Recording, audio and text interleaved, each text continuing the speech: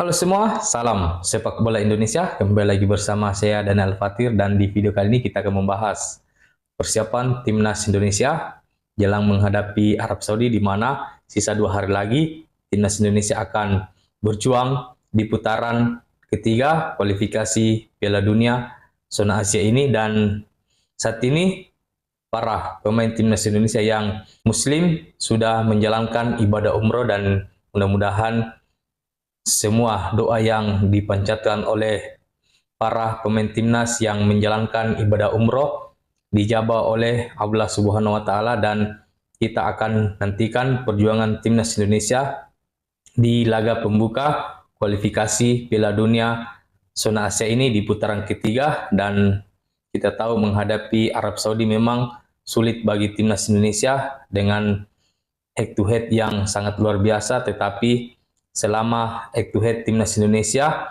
jarang timnas Indonesia mendapatkan kekalahan telak dari Arab Saudi dan hanya dikalahkan dengan skor-skor tipis. Dan ini adalah kesempatan bagi timnas Indonesia untuk bisa mendapatkan poin di kandang Arab Saudi, dan mudah-mudahan para pemain timnas Indonesia juga dalam kondisi fit untuk persiapan menghadapi Arab Saudi, karena kita tahu di Jeddah saat ini cuacanya sangat panas, dan ini membuat para pemain yang berkarir di Eropa harus beradaptasi dengan cuaca yang ada di Arab Saudi. Dan mudah-mudahan STY bisa mengatasi hal ini. Dan untuk persiapan timnas Indonesia sendiri, saya akan menginformasikan prediksi yang akan diturunkan oleh Coach Sintayong menghadapi Arab Saudi. Dan kita tahu STY selalu memainkan formasi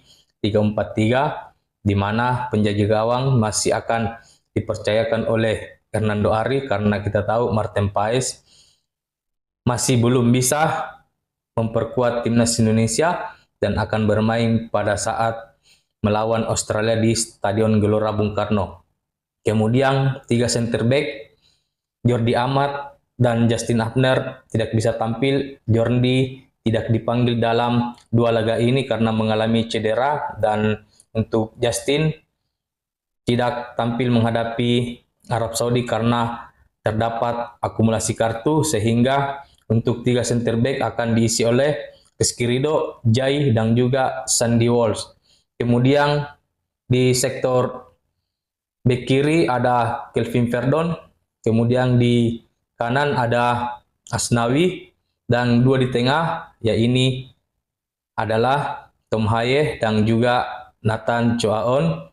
Dan untuk sisi sayap diisi oleh Ragnar dan Marcelino Ferdinand, dan serta ujung tombak Rafael Struijk. Dan ini adalah formasi yang sudah pernah dilakukan pada saat menghadapi Filipina, hanya saat itu Justin yang bermain, bukan Sandy Walsh. Dan ini adalah permainan yang sangat luar biasa bagi timnas Indonesia pada saat menghadapi Filipina, walaupun kita tahu Filipina dan Arab Saudi beda kelas dan juga situasinya juga sangat berbeda, tetapi inilah komposisi pemain yang akan diturunkan oleh STY menurut prediksi saya, dan tidak ada perubahan bagi timnas Indonesia. Kalaupun ada, nanti pada saat menghadapi Australia baru ada perubahan yang akan dilakukan oleh Coach Sintayong, baik itu di sektor center back dan juga posisi kiper, karena kita tahu pasti akan dipasang